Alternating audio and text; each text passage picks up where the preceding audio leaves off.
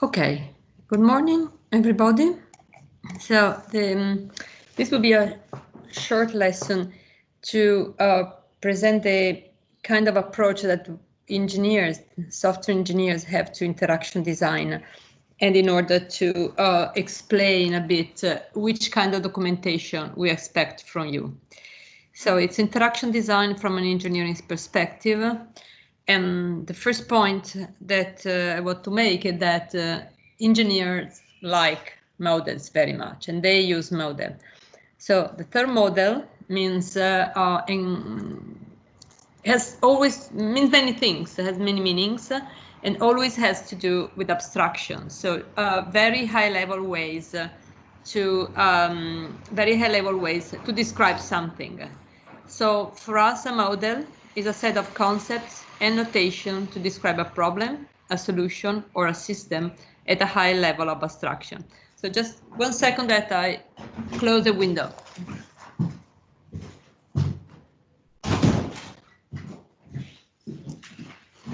Okay, so we expect you to report your project for my part of the course using some notation, some abstraction and notation that I will explain. So why do we want you to use models? Because models provide a concise representation of a designer understanding and design decision about problems, solutions, or system behaviors.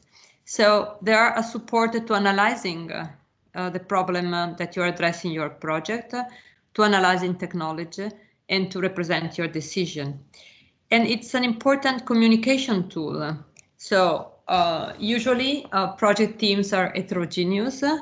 They have people with having different backgrounds, different languages. And if they share a model, they will be able to communicate more effectively. So it's a model is a communication tool among the members of a design and development team, and among the customer and the design development team. So it's a way to report to your customer what are how you frame the problem and how you model the solution. So this is a very simple example of model that was done by Priest, Sharp, and Rogers in 2015, and it's called life cycle model because it describes at a very high level what are the main steps of the process of designing an interactive artifact. And basically outline that you have to start with requirement management and then do some design, then do some prototype, and then at each step evaluate what you're doing. And the model also highlights the fact that the process is strongly iterative. So you keep revising your design decision and update your design specification. So what you have done so far is, in a sense, requirement management. So the research that you have done and presented 2 weeks ago or more, is about understanding the requirements for your system, and the requirement at a very high level in terms of who are your customers, who are your users, and what are their needs. The next step is to do design, and that's what you are probably doing now, and you will report next week during concept presentation, in which you propose some solutions. And again, in this step, you and together with us did some evaluation for your requirements management. And the comment that we gave you as feedbacks are an example of this evaluation process. Next week, we will listen and see the presentations about your concept, and we will give feedback to evaluate it. You will not do prototype in this course, in the sense you are not expected to prototype anything, to do anything running. So what you do in this course will remain within the realm of design. But also the artifact that you will produce will be design artifact, nothing implemented in digital technology, unless you want to do so, of course. for your project. For your website, you will deliver something running, but for your design project, you will deliver, for your main project, you will deliver only design specifications in various formats that we will see in the rest of this lecture. So we are here at the moment, you are here in the moment, and my goal now is to explain how you have to report your design and your requirements and your design for the purpose of the documentation that I will evaluate in the course. Okay, so basically the process that you model is requirements and design, and how you move from requirement to design. And as again, a high-level view of this process is the one presented here, which basically the process highlights that your work is a continuous flow from defining, analyzing problems, defining, analyzing solutions, and at progressive levels of details. So you have at the first level, you are in the problem space, and you identify the why for your project. So why you're doing your project, to address, to consider which stakeholders and which needs. By stakeholder, I mean any human that is interested to your project. So it can be end users, it can be which are the primary users, the people who will use your system. These are called primary users. But they can also be indirect users, so second level users. An example is when you design a product for a child, the children are for children, the child is a primary user, and the parents who play with the kids or simply buy the product for their kids are secondary users. But stakeholders can also be are also the members of the development team, because of course they have interest in the project, the managers, the decision makers, the opinion leaders. So stakeholders is a broad term. Anyone who has some relationship with the project, some interest with the product, are stakeholders.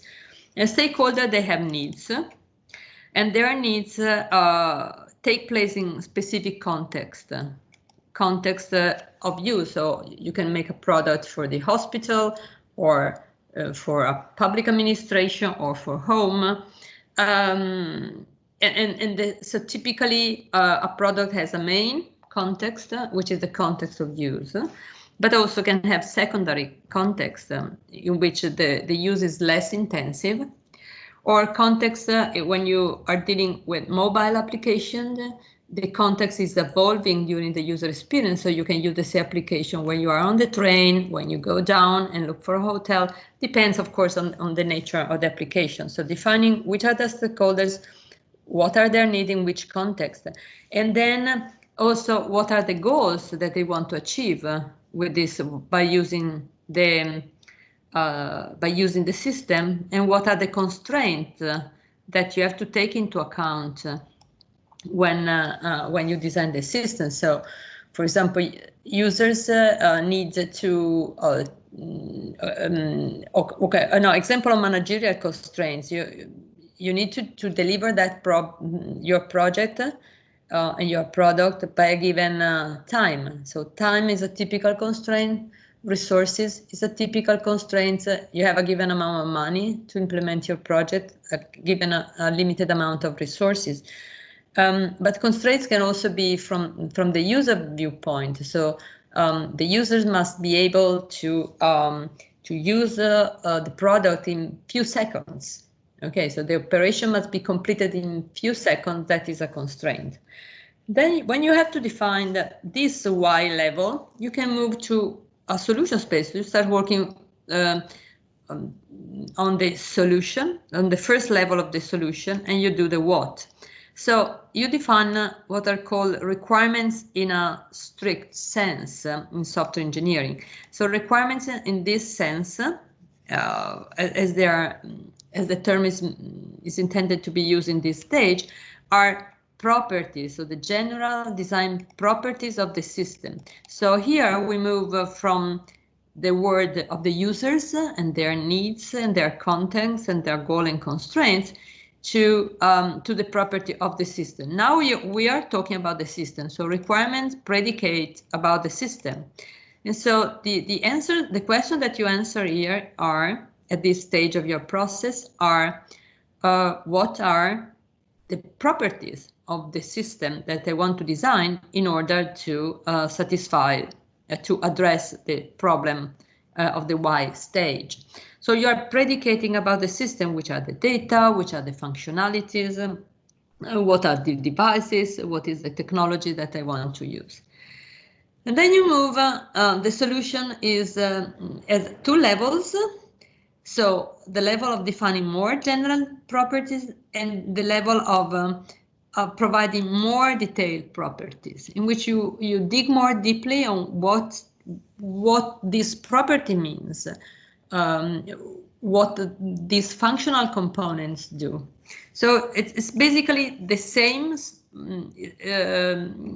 kind of things that you investigate and you describe, first at a more general level and then at a more detailed level. And then the third level of the structure space is how you do so. So basically you have to, at this stage, you're prototyping, so you produce a demonstrable artifact that basically the what, so make concrete the property of the systems and is able to demonstrate what the system can or cannot do. That is the basic idea. If there is no question, okay, I continue. Okay, so for the reason that I said at the beginning, that this is the focus of your work in the course. So you do not do any prototyping, you focus on this area. And you will present your solution for these three levels, and you will provide documentation on these three levels. The first two are also in the, say, in the realm of requirement management. This one has to do with design. This one also has to do with design.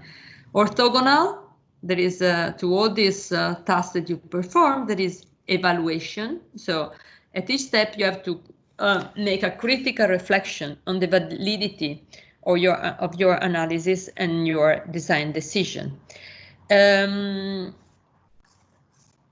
Okay.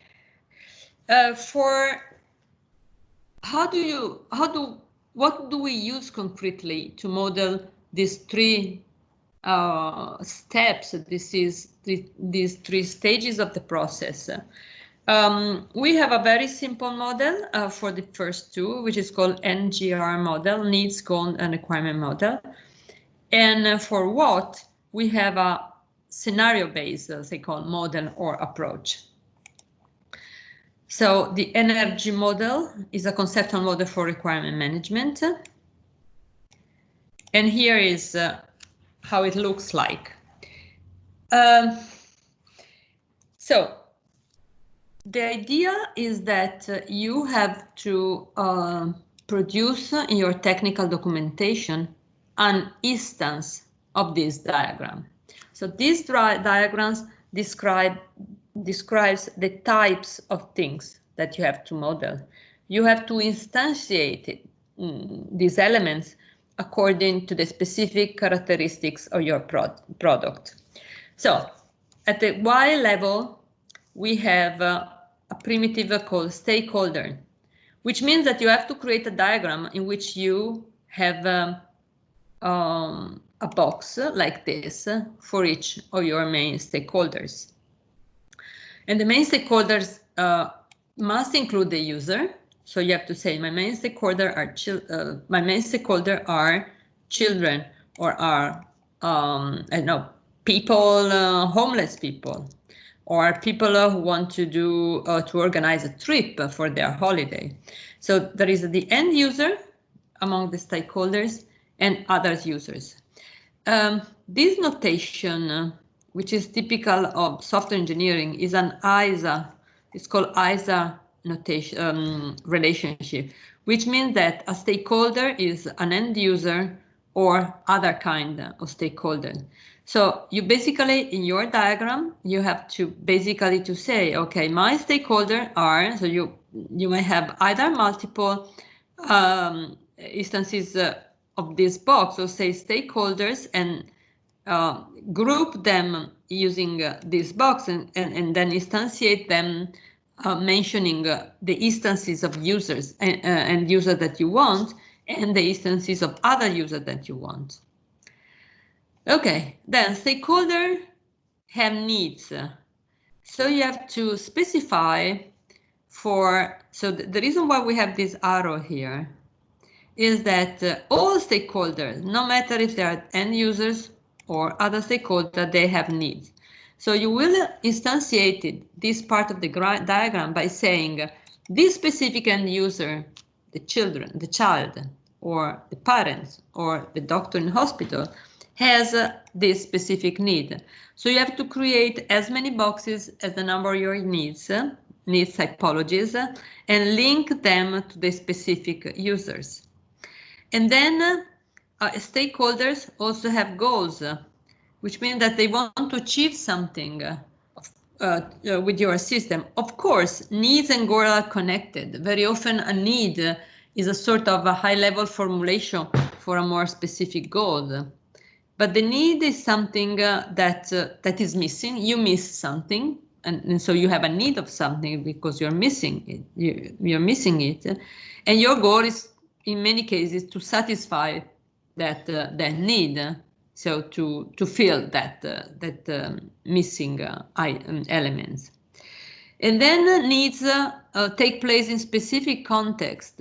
So your system satisfied addresses needs and satisfied goals in specific context. And the content can be physical, so at home, at school, at hospital, can be social. You can say when I am together with my friends, with my family, or organizational. So your context can also be a specific moment of the life of people. So I am at home while watching TV, okay, or I am at hospital. So the context is the hospital, and you are managing the triage state phase of admitting people in hospital. And then, as I mentioned before, goals have constraints, with the main constraints about human resources, space, and time. Time is evident, so you say, okay, I need to complete the project in 2 months, or by June in your case. Space, that is typical of application that has to do with IoT, Internet of Things, where technology is embedded in the real space. So you can say, okay, the two devices must communicate in proximity. So you may consider you have various set of sensors that have to communicate, have some communication, some mutual communication. You might have constraints on distance between them, or imaging the application that Immuni, for example, the application that is now being proposed to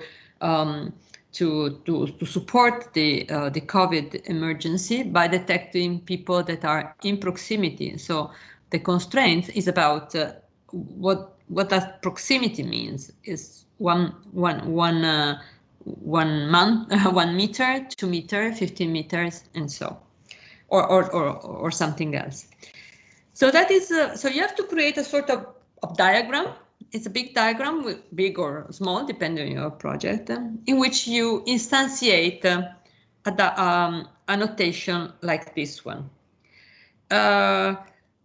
Then when you move to requirement, remember, requirements are properties of the system. So are at this level, you predicate about the user.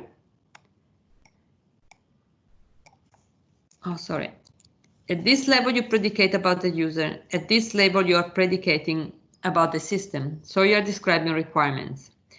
So when you describe your requirements, the requirements can be about a smart object, or about a specific design, or about a web service, or about other things.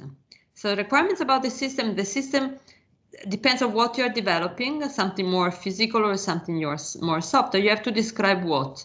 The functionalities, the data and multimedia content that is needed, and the modes of interactions. So how does the user interact with this system? Which in the case of software or pure software, so web services, it's relatively simple. So it's typically touch or click, okay? But you may have, when you have a more sophisticated technology in which the software is installed in specific devices or even in smart objects, the interaction mode, as we see I think in our first lesson, can be more complex, can be related to different kind of gestures, movements. It can also be based on eye tracking, for example. So the more say advanced or complex is your technological solution, the more the interaction mode can be something beyond just touch or click.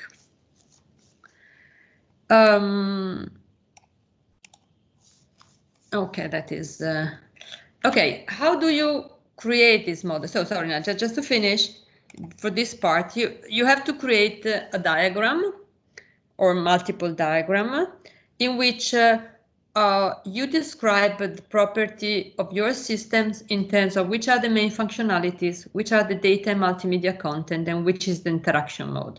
That is a concise way. They are still in the high-level stage of your design process. So it's basically saying, okay, this is the list of functionality that I provide. These are the list of data that are managed by my system, and this is the mode of interaction. And then you will be more detailed in the next stages.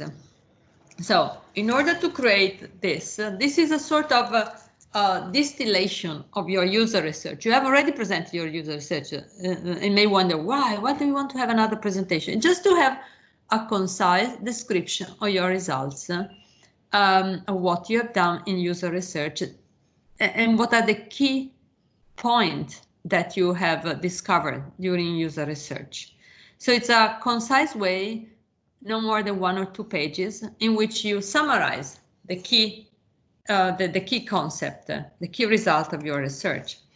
And here it's again 1 or 2 diagrams that basically describe what are the main property of your system.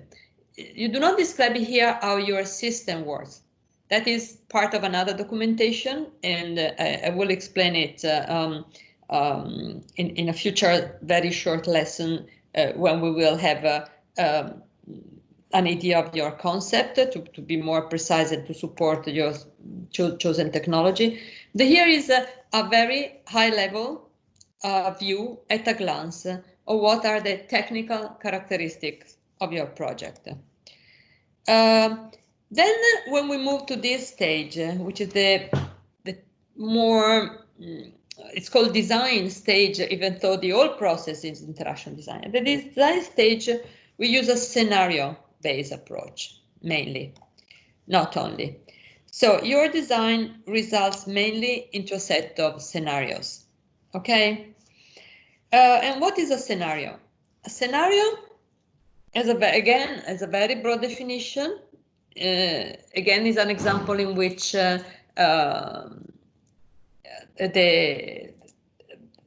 process is complex, so the terminology is purposefully broad. But in general, when you present scenarios, you are doing storytelling. You are presenting stories about use. So a scenario is a story about use. So that is the way in which the term was originally defined by a number of researchers. So it's a narrative. It's a narrative of one specific situation of use that exemplifies how a typical user, what you call persona, is going to use your application, your system. And it is developed by the design team and iteratively validated and refined together with stakeholders. So there are many, the concept of scenario underlines various other concepts. So for example, use case in UML, Unified Modeling Language, a software engineering model which is widely used by ICT engineers. User journeys are an example of scenario. So are instances of this broad definition. You are telling a story, you're telling the journey that the user does with your technology. It's also called user stories in other contents. In other situations, storyboards are used. And storyboards are example of scenario. They tell a visual story about the situation of use of the system. They have different names, but similar meaning. So the underlying concepts are the same. A narrative about how this user uses the system. So what characterize all these communication artifacts to tell this story are the following components. So even though this structure might not be evident in some of the previous example, all these elements, so in the way you implement use case, user journey, user story, storyboards, you should always have in mind that it must be evident who is the user. So the user profile, the persona or the character, if you're making a storyboard. So it should be clear what are the main characteristics of the people who use the system. And then you should highlight, it should be evident what are the goals. So why the user is using the system to address which needs. And you see that goals, for you it's easy to define goals because goals is something that you have already defined the previous stage. And then setting, which is the context of use. Again, the context of use can be derived by your requirement specification. And then a set of tasks that are some kind called actions.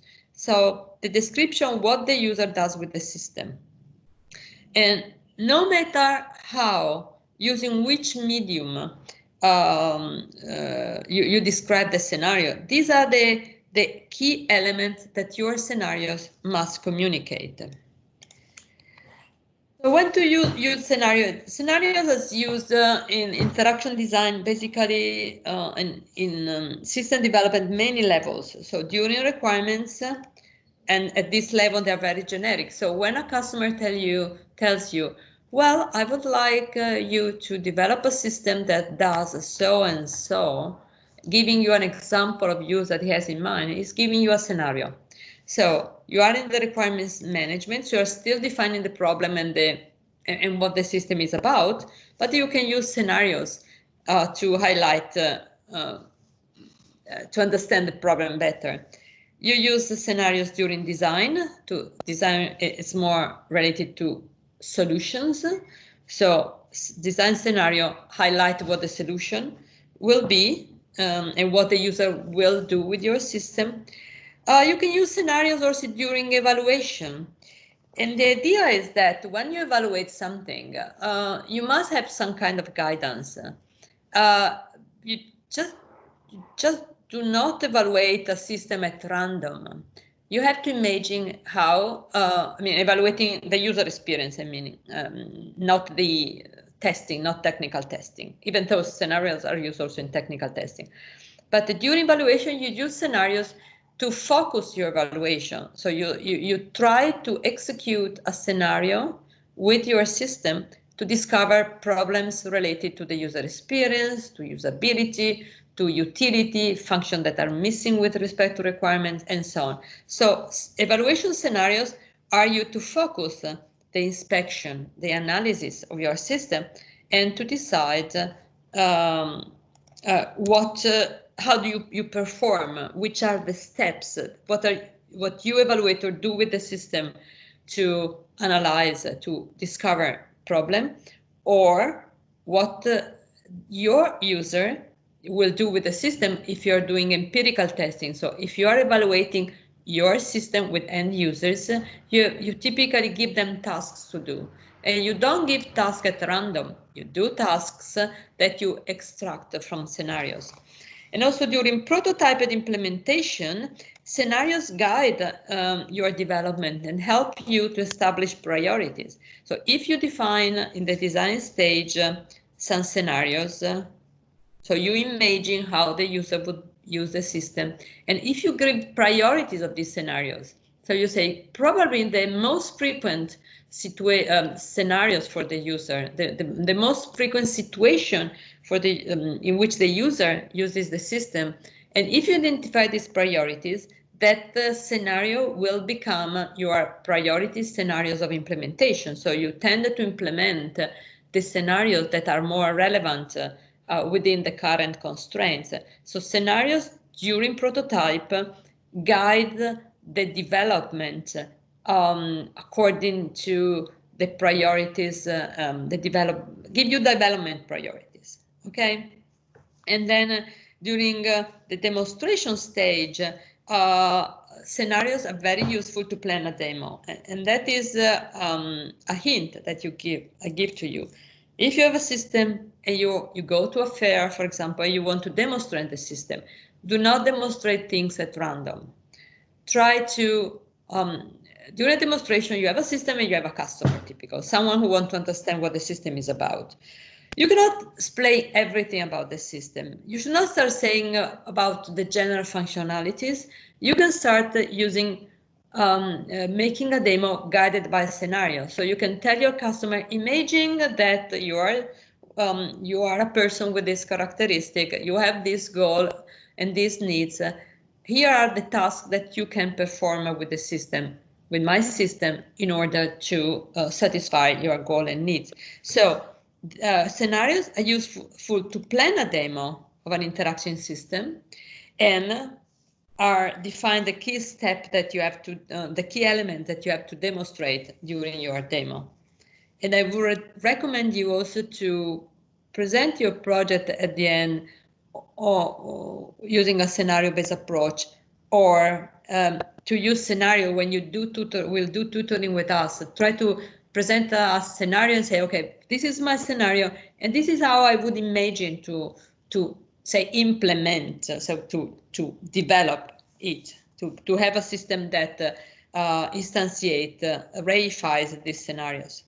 So it's clear from this previous slide that depending on which stage of development you are, you will have scenarios at different level of abstractions. So during requirement, you will focus more on problems and user tasks and only sketched. During design, you will focus more on user tasks and how the user perform it.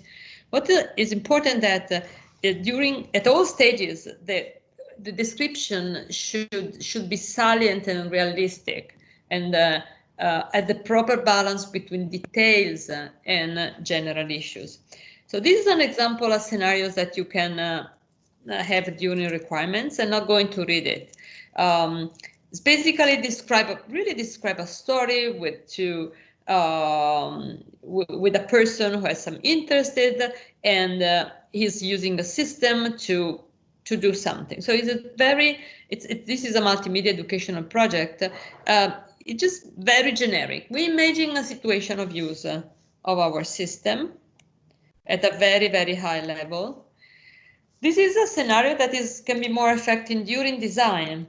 So here is the user profile, a high school teacher from Milano. And you describe her general, what is in her mind. So in a sense, the high level goal. You said, okay, my high level goal is, okay, it would be nice to visit a museum with my class. And here's a more detailed goal. We want to understand if the exhibition can be useful and stimulated for the students. So the goal of my system is to support this. So the objective of the system is to support this goal. The user wants to understand if something is useful or not. So the context of use is that is using the system during a lesson break, so which implies not much time. And here is the sequence of tasks. First task, of course, she goes to the website, she reads the exhibition. Second task, she wants to see the list of key exhibits. And then third task, she wants to know some details about some of them.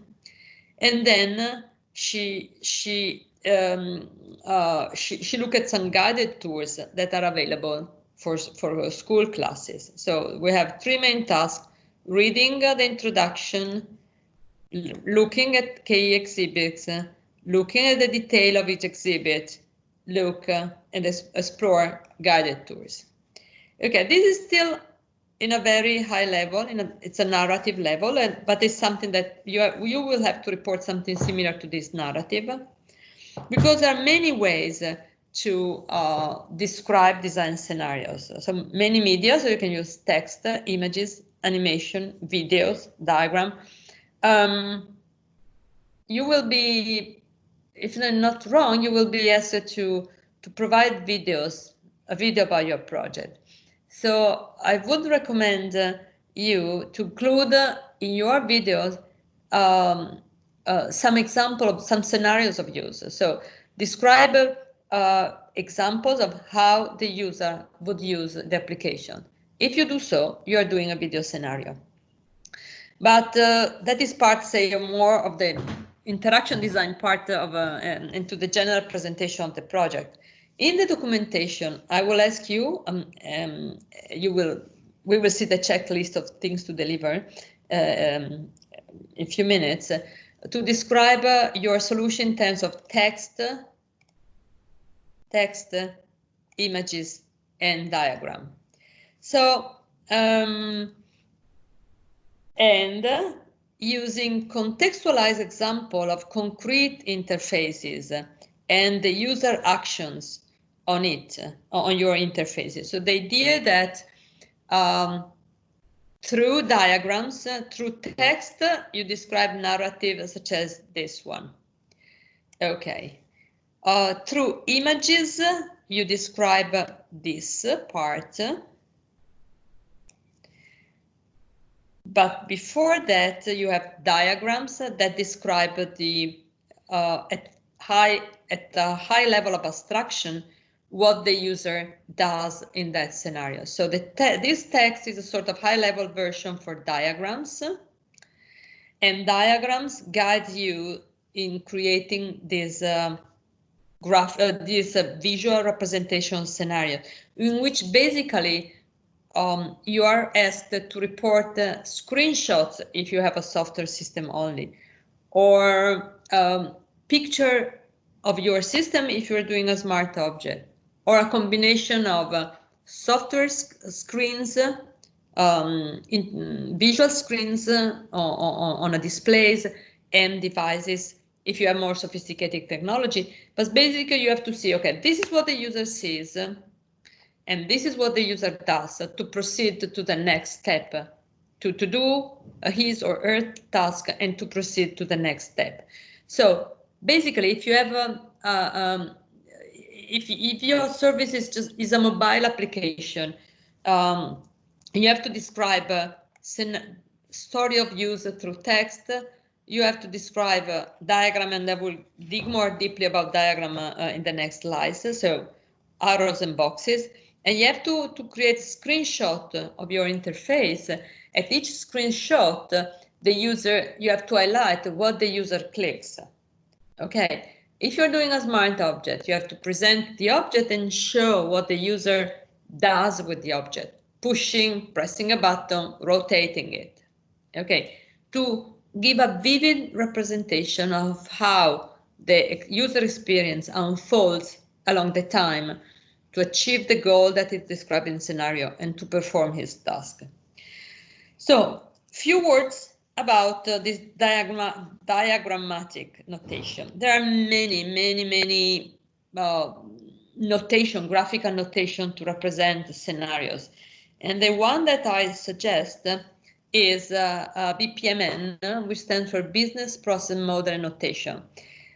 This is a standard by OMG, which is an international software organization having to do with object-oriented technology.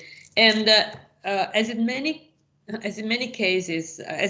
in many cases, they have a huge documentation which present all possible details and variants of the model.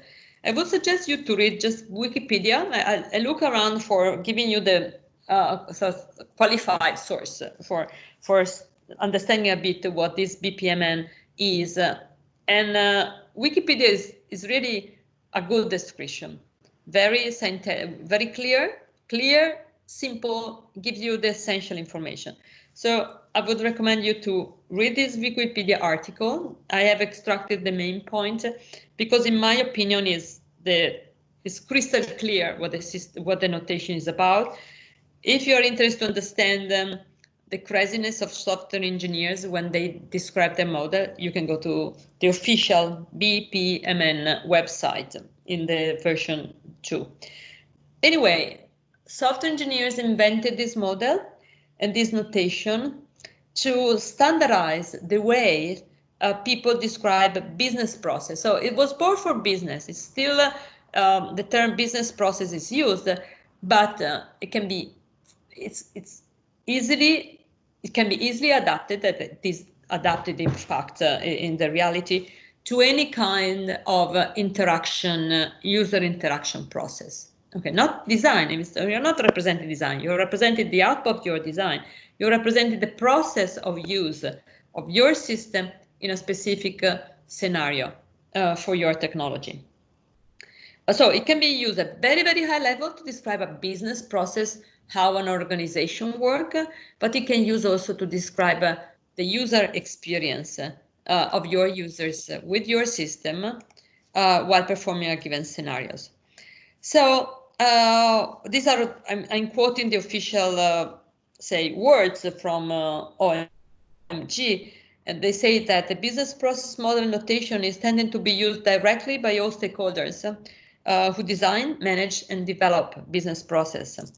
And also, and that is the part that we will discuss more precisely during the tutoring, basically you can use a similar notation to describe software components, the components of the system that support the software. So you can use BPMN at multiple levels, describing the business process, describing the user interaction, and describing how the components, the technological component of your system work together in order to make the system work.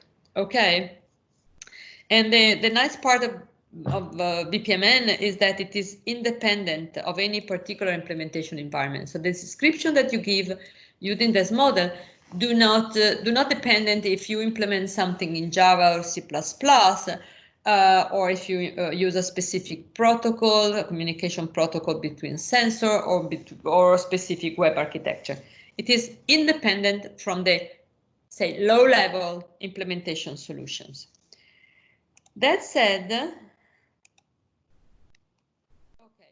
this is an example of of the kind of diagram that you are requested to describe. So for each scenario, you have a text, you have a diagram like this, and then you have a sequence of screenshot or images of the real user experience, of the user interactive, of the progressive steps of interaction of the user with your system. So basically, as you can see here, it's just, again, arrow and boxes, no more than that. And the idea is that each box, so you use this notation, and details are in the next slide. You use a notation, so the user starts at a given point. So this is the symbol for, this is the starting point. Then the user does something, then the user does something. That at the given point can be a branch. If a given condition occurs, then the user continues doing this. If another condition, so a condition can be yes or no, okay, but if something else occurs, then the process ends.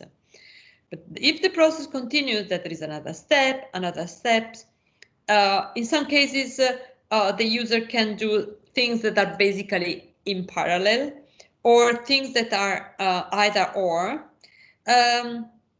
So it's basically boxes that represent user tasks, arrow that these are connected by arrow that give you the idea of the flow. Notice the flow is not only forward. In some cases, when the user is at a given point, he might go back to a previous point, and that is an important thing to highlight in your scenarios, because it's easy to imagine that the user just go forward. It's more difficult to imagine what if the user changes his mind and go back to to a previous step and take another direction. So and that is all. I mean, that is what your BPML design specification is all about. You will, as I mentioned, you will have also to describe to interpret this box, to use this box to represent the component of the system. So what are the functional components of the system, but we will discuss it in more detail when you will move to more towards the technical feasibility stage of your project. And as you see from this diagram, the notation has a small number of graphical primitive. Basically, events are they're called start, which is at the beginning of your diagram, end, which is the end of your diagram, typically on the bottom, which means, okay, the user interaction ends. And then there are intermediate steps, which are what happens in between the end, the start, and the end. Then this box, this notation, so the rectangulars are activities. Activities can be of two types. They can be basic activities, so something self-standing. So I do this. Or you can use activity to group, which is called task. These are atomic activities. So you do something, and it's a set of action, but it's a self-standing elements. Or you can put together multiple tasks, and you have a composite activity, which is made of atomic tasks or other activities. Then you have gateways, so branching point, in which there are multiple paths that the user. Multiple directions that the user flow of task can take depending on specific condition. And then there are connectors or connection that highlight, that allow you to put things together. In the next slide that I will post on BIP, you will see the main primitives and their meaning. So everything starts with the start event, which triggers the process. Initiate the interaction. Then there are events in between, and then at some point there is an event which says, okay, the process is over. Then there is the concept of activity that, as I mentioned, can be a task, which is basically something atomic. Activity can comprise multiple tasks. You can organize things in groups, which are called processes and some processes. And so on. So I just extracted here the key terms that might be useful for you to describe your scenarios. Don't worry if this seems to be ugly, it seems to be somehow exotic. No, we will help you. Our main tutoring from a technological point of view will really help you to describe these things, we'll do a sort of elicitation process with you and try to figure out, helping you to abstract from your idea. I'm sure you will have a bunch of great ideas to extract the key elements and the key things that you expect your user to do and the key task, and to represent it through these diagrams. So I would recommend you to read this Wikipedia page, which is clear and at the right level of detail. What the Wikipedia article does not do it. It's mainly focused on the business aspects, but you can easily translate it to imagine that that is not a business task, it's an interaction task. It's also meant to describe how BMP and can be used to describe technology, but about that we will have a little lesson next time, and we will do some work together during tutoring. So this is all concerning this kind of model that we want you to use. And again, don't be worried, we will support you during tutoring. There will be an engineering working with you, so a person that you have not met yet because he had the coronavirus so has recovered a couple of weeks ago. But he will be your reference person for supporting you in the technological part of the project, which is again not to develop technology, but to figure out what your technology will do and which kind of software architecture you will have for your system. And now let me share another document, going back to something that I presented to you. Where is it? Oh, let me see where it is. Okay, okay. Which is something that you do not see, I assume, at the moment. Let me just see why it's not shared. Sorry, 1 second. Okay, okay, here we are. No, yes, no. Ah, sorry, that is what I want to share. Sorry, guys. 1 second.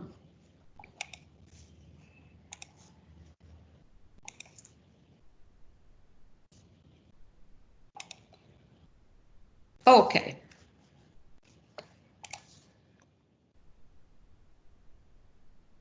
Oh, sorry, by mistake. Oh gosh, I saved the wrong file.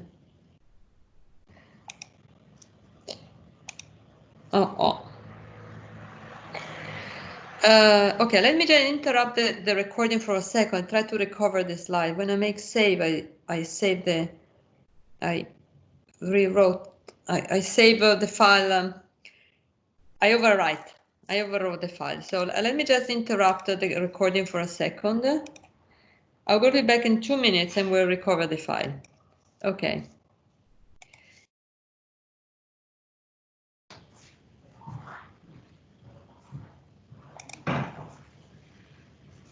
Sorry, I will find it.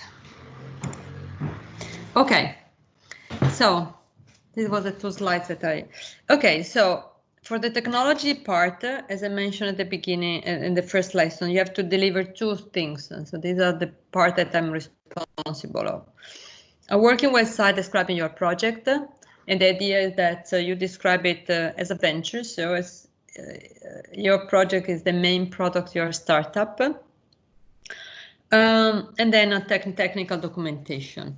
So we will revise both during the tutoring. So I would recommend you starting planning the content of your website and how they are organized. Remember, I think that you should apply a similar method as I described in the first part of the lesson. Try to identify your communication requirements. Who are the stakeholders for your website? Who would be interested to your website? It would be you as a project team, and then which kind of other, not customer in this case, but viewer of your website. And looking at these, say, customers, so readers of your website, imagine why they should go to your website. What are their needs and what are the goals that they want to satisfy by looking at your website. And then your requirements in the specific case of your website will be content requirement, because interaction is obvious. You click or scroll. But the key requirements is about the content. Which content you're going to put there in terms of images, text, videos, animation, and so on. So you can you will not be asked to report this requirements analysis in your documentation, but I would recommend it to start understanding the concept that I explained in the first part of the lessons by applying them to your website. Anyway, the thing that I would like to explain better now is about the technical documentation and how it has to be produced. So the technical documentation should include a cover. Please mention the course, your name. Let's say course name. I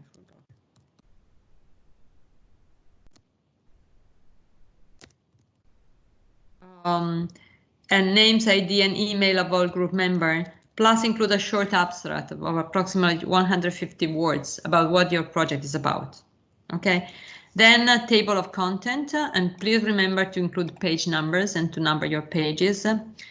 Then a maximum 1 page about a presentation of your project, of introduction, what your project is about. And then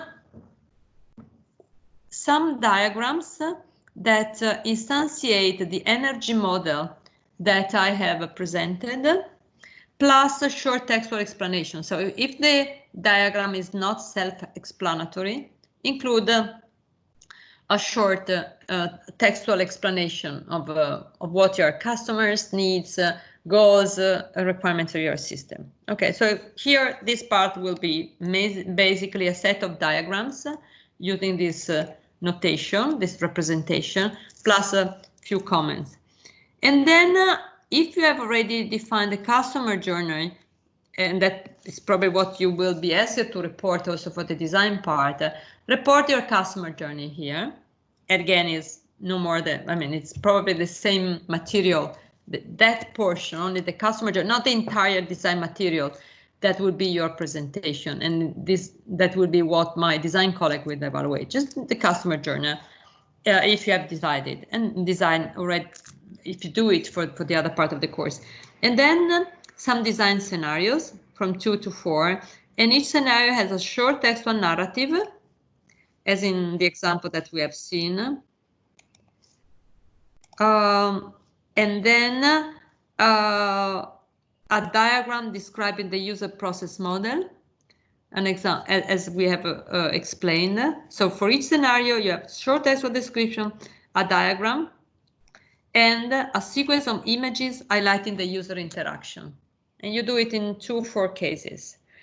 Then you have to represent the general technical architecture. So a diagram, again, in which you have the functional component, the devices, and the data that are the key part of your system. And then how these pieces collaborate. So which element communicate with which other element. And once again, it will be a diagram that we will help you to create. Then a short analysis of competitors, so a brief overview of similar products and prototypes. And then the conclusion is a value proposition, why your project is great to satisfy the user needs. So that is an example of a technical documentation that you deliver in technological projects. Okay, that does not replaces the design documentation that you have to produce according to what my design colleague will explain, but it's the description of your project that is needed to give it to the development team and to high-tech customers. And that's all. So then you will be evaluated again according to the participation of the tutoring, the technical feasibility of your solution. So your diagram highlights which are the components of your solution, so it will be easier for us to understand if that is feasible or not. If you're not able to build that, this diagram here, if you're not able to build it, it probably means that your project is too complex, it's not feasible. And then, of course, we base everything on the completeness and quality of the technical documentation, and then, of course, you will be evaluating on your website. Okay, that is all. I stop sharing, and then there is some question, which is, as stakeholder, we should write personas. Okay, stakeholder, I mean, personas are a representational concept. So a persona is, when you describe a persona, you basically say, okay, imagine to have Maria, who is doing so and so, has this age, has this profile. Okay, so stakeholders are represented using personas, but stakeholders is anyone who is, you typically, when you have personas, you mostly have end users or primary users, but you may have other category of stakeholders. For the purpose of the technical documentation, you have to, just to mention, okay, in 2 lines, I don't need, you don't need to be so detailed. Yes, categories of peoples, exactly, categories of peoples who are interested to your product. Okay, that is the good definition, category of people. And 1 to n, well, 1 to n is the cardinality. Sorry, and probably you refer to this. No, I'm really bad with sharing today. Anyway, you refer to the diagram. 1 to n means that, okay, when 2 boxes have an arrow connecting them, it means that there is a relationship. When sorry, when you put 1 to n, it means that this entity can have many entities associated with it. So I, as a teacher, have many students, so it will be a 1 to n relationship. As a wife, I have 1 husband, at least in the Italian regulation. Okay, I might have past husband, which is not my case, but my current husband is by rule, by Italian regulation 1. So white husband is a 1-to-1 relationship. A white current husband is 1-to-1 relationship. If I'm a wife, I have 1 husband. If I, as a woman, I might have 0 husband, of course. Okay, that is the idea of cardinality. Do you have any other questions? Okay, if you don't have any other question, we see you next week with the presentation of your concept. The detail will be explained by Professor Brugnoli this afternoon. Okay, should the website be online on a server? No, it must be, but we must have a way to try it. So we will, Fabiano will explain you which kind of actual technological artifact you have to deliver. It will also explain to you, if you want, you can put it in a server, of course, but it can also be a bunch of just static HTML pages. Okay, so Fabiano will help. If you decide to go to a server, we will explain you to do for the case of because at the end your website is very small, so either we host it in our server, or we'll tell you some service that where you can host for a limited time your project. What we have to be ready for the next week presentation, that will be explained in the afternoon by Professor Brugnoli. It will tell you exactly what we expect to do in this concept phase. It's still a presentation that goes in the design part of the course. So I leave to them, to the designer, to explain what they expect to do. Okay. Any other question?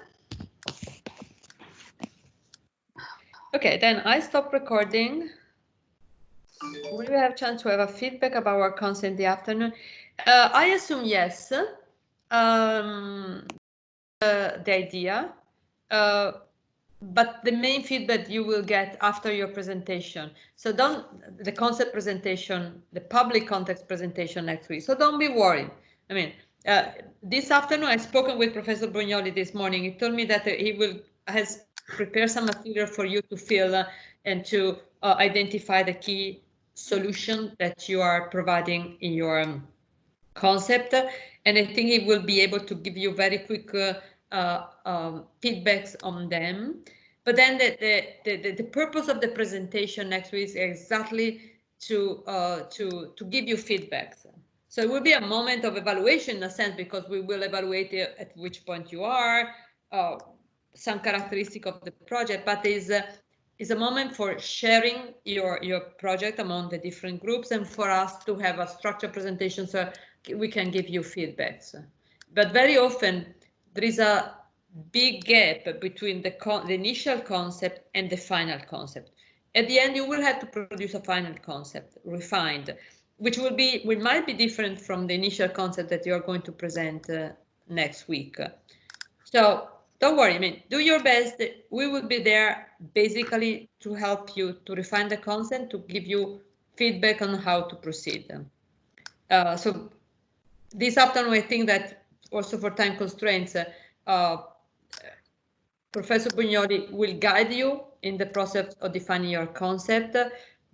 I don't know if he will have time to give you feedback. For sure, he will be able to give you, to answer your questions. So my recommendation is prepare some precise question to ask him, so you can manage time more effectively. Okay? If there is any other question, good, have a good lunch and have a good weekend, and we see you again next week. Bye. Bye-bye. Take care.